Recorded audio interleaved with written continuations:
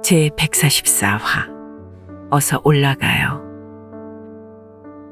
쩝쩝이를 비판하는 내용의 대자보를 붙인 혐의로 1심에서 벌금형을 선고받은 20대 청년이 이번에 열린 항소심에서 무죄가 나왔습니다. 이로써 정권이 바뀐 뒤 법리적 해석이 뒤집힌 사건은 이번 사건을 포함해 총 4건 이는 윤통이 취임한 지 만 2달째 만입니다. 앞으로 얼마나 더 이런 일들이 벌어질지 기대가 될 정도예요. 앞서 20대 청년 A씨는 2019년 11월 25일 단국대 천안 캠퍼스에 들어가 자연과학대 건물 내부 4곳에 2장으로 된 대자보를 붙였는데요.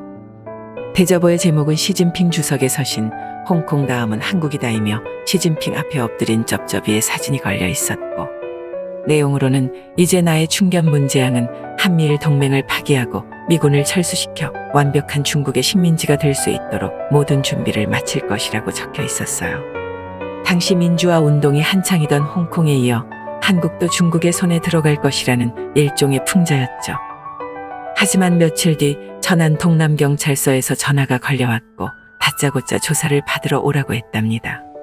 A씨는 내가 왜 조사를 받아야 하느냐고 물었고, 경찰 측은 건조물 침입죄를 저질렀기 때문이라고 설명했다는데요. 건조물 침입죄의 경우 건물 소유주나 이용자의 신고가 있어야 하는데 이번 사건의 경우 그 어떤 고소인이나 고발인이 없었다고 해요.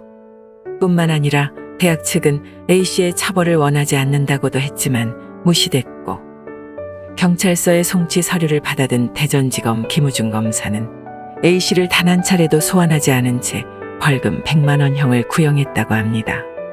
건조물 침입죄는 2015년 헌재가 국가원수모독죄의 위헌 판결을 내린 이후 정권을 비판하는 게시물을 배포하는 시민을 상대로 경찰이 즐겨 적용하던 혐의였다고 해요. 하지만 우리는 쩝쩝이가 한 말들을 전부 기억하고 있죠.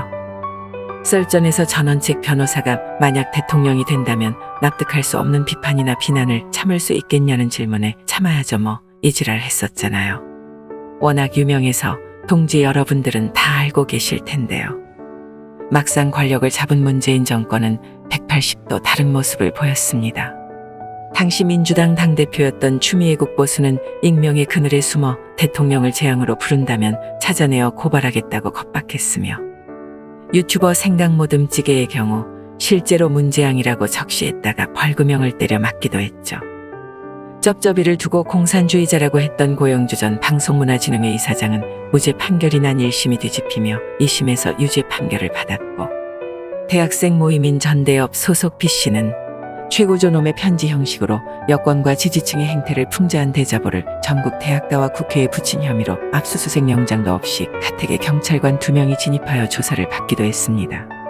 대통령을 욕해서 기분이 풀리면 그것도 좋은 일이라더니 왜 입만 벌리면 구라라는 문벌구라는 별명이 생겼는지 시발 알만합니다. 탈북 어민 강제 북송 사건 당시 정부는 탈북민 2명과 그들이 납포되기 전에 체포된 C씨와 함께 어선에서 동료 총 16명을 살해했다고 전했는데요. 정부는 이들이 극악무도한 흉악범이라는 이유로 북한으로 돌려보냈으나 당시 제기된 여러 의혹에 대해 완전히 해소되지는 않았습니다. 그런데 바뀐 정권의 검찰이 수사하는 과정에서 일각에서는 그 당시 풀리지 않았던 미스터리 몇 가지가 다시 재조명받고 있어요. 첫 번째, 길이 15m 남짓의 목선에서 단 3명이 16명을 살해하는 거의 학살에 가까운 이러한 범행이 어떻게 가능했는지에 대한 부분이에요. 이들은 특수요원들도 아니었고 새벽에 조업하는 어선의 특성상 교대 근무가 불가피한데, 이들 3명을 제외한 나머지 인원이 모두 잠들어 있었다는 것도 의문입니다. 총 19명이면 3개조로 나눈다고 해도 한 조에 6명 이상이 투입되는데 1명씩 불러내 살해했다는 말은 새빨간 거짓말이라는 것이 한국자유민주정치회의의 입장이고요. 두 번째, 당시 정의용 외교부 장관은 그들이 흉악범이라고 단정지었으나 어선 내부에는 범행에 사용된 도끼와 망치 등의 물증이 없었고, 정부 측에서 증거를 확인할 수 있는 목선을 소독했다는 것도 아프리카 돼지열병에 대한 방역 조치였다고 해명하긴 했으나 석연찮은 대목이에요. 세 번째, 이들이 자의적으로 귀순 의사를 밝혔다고 전해진 것에 반해 정부는 진정성이 없다는 판단을 내린 부분인데요. 이런 판단은 어떤 근거에서 나왔는지 설명되지 않았고 목선에서 발견된 많은 양의 식량에서도 알 수 있듯이 반대로 이들이 사전에 탈북을 준비했다고 봐야 옳은 해석일 거예요. 그리고 무엇보다 북한 인권운동가로 활동 중이며 북한 관련 정보가 비교적 정확하다는 평가를 받는 행복한 통일로의 도이훈 대표는 두 사람은 동묘 선원을 죽인 어민이 아니라 원산 갈마지고 돌격대 소속 노동자였다고 전했는데요. 이들은 북한의 무자비한 노동에 죽음의 위협을 느끼고 김정은을 비판하는 경문을 내걸었는데 이것이 발각되어 탈북한 것이라고 덧붙였어요. 또한 도 대표는 이 이야기는 원산 지역에서는 어느 정도 알려진 이야기라면서 경문을 쓴 저항 세력이 남한으로 탈출했다는 정보를 입수한 북한이 문정부에 이들은 공화국 내에서 살인을 저지른 흉악범죄자인 만큼 조속히 송환하라고 통보했다고 밝혔는데요. 국가기관의 공식 입장이 아닌 만큼 신중해야 하겠지만 만일 사실이라면 진짜 미친 새끼 아닌가요?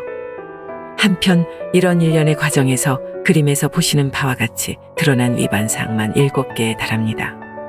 이렇게 개판을 쳐놓고 잊혀지길 바랐다는 게 시발 어이가 없지만 앞으로는 자유대한민국으로 목숨을 걸고 넘어올 북한 주민들을 위해서 꼭 관련자들이 엄벌에 처해지기를 기원합니다. 좌파 여러분, 이래도 문재인의 연방제 통일계획이 우익진영의 소설에 불과하고 북한과의 통일협정으로 평화를 이룰 수 있다고 믿나요? 북한은 자유대한민국과 맞닿아 있는 공산주의 집단인 만큼 그 자체로 위협의 대상이고 최고존엄 치하에서의 북한 주민들은 인도적 차원에서라도 우리가 품어야 할 잠재 국민입니다. 북한 수뇌부의 말 한마디에는 정책이 흔들리기까지 하면서 북한 주민의 인권을 보호하자는 뜻에는 한사코 반대를 하는데 선과 악으로 정치판을 바라보는 여러분들이 보기에는 저들이 선한 존재가 될 수 있다고 생각합니까? 그냥 솔직하게 난 사실 빨간 사람이야 하고 고백하는 게 최소한 비겁하지는 않을 것 같네요. 여러분들이 빨갛든 파랗든 저는 관심 없으니 다만 자꾸 그럴 거면 제발 북으로 올라가세요. 자유대한민국 체제는 여러분들에게 불편한 행정을 해야만 발전할 수 있는 나라니까요. 여기서 불편해하지 말고 어서 올라가요.